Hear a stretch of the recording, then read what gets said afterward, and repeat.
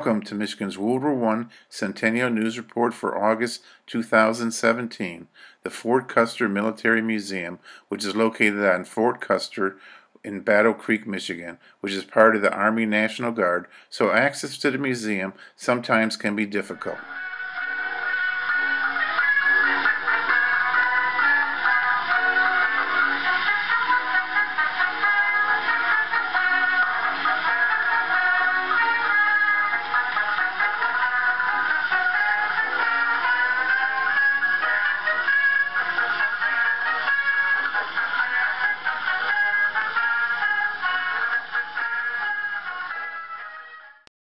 The State Report.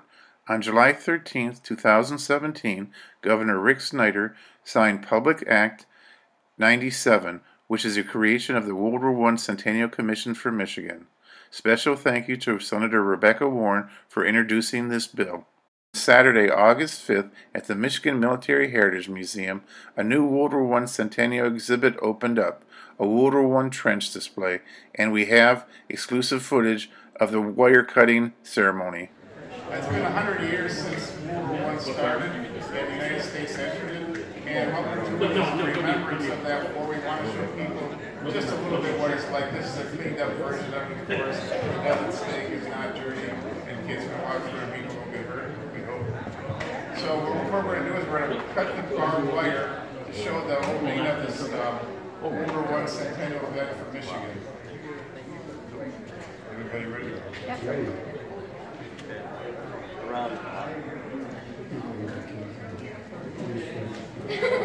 These are real wire cutters. All right. Yay! This trench is open. Go ahead. Just a reminder to check the latest events for Michigan's World War I Centennial. Please go to www.cc.org/Michigan. 1 century ago, on August 1st, 1917, Industrial Workers of the World organizer Frank Little was lynched in Butte, Montana. August 2nd, 1917, General Kornilov becomes Commander-in-Chief of the Russian Army. On August 6, 1917, Alexander Kerensky confirmed as the Prime Minister of Russia. August 14, 1917, China declares war on Germany and Austria-Hungary.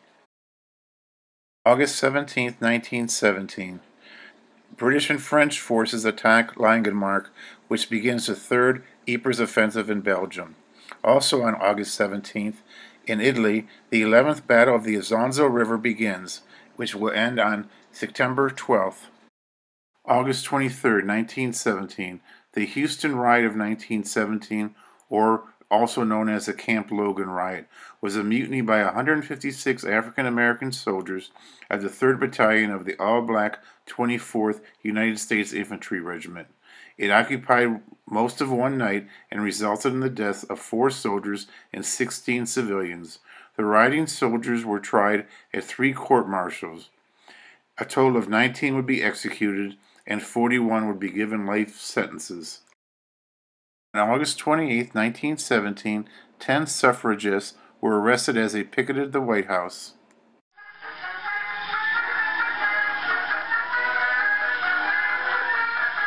Camp Custer was one of the many National Army or Conscript Army training centers located in Battle Creek, Michigan.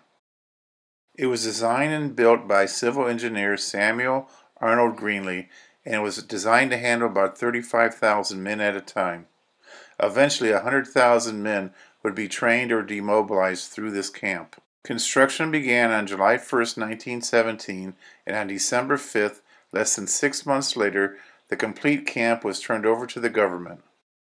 After the First World War, the training facility was used for the civilian military training camps of the 1920s, the Civilian Conservation Corps, World War II, Korea, Vietnam, and the present-day military forces.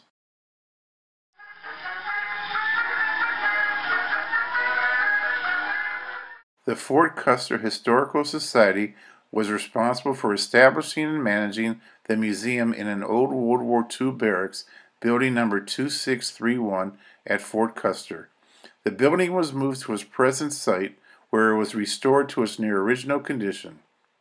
A dedicated group of individuals, headed by Michigan National Guard Colonel, retired James Spackman, stepped forward to continue the efforts when the facility opened in 2012.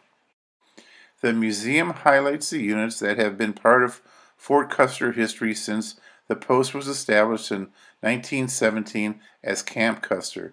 Some of these units include the 85th Division in World War I, the 5th Red Diamond Infantry Division in World War II, the 339th Polar Bear Regiment, which served in northern Russia at the end of the First World War, and the World War I 14th Division Regular Army. This unit was popularly known as the Wolverine Division.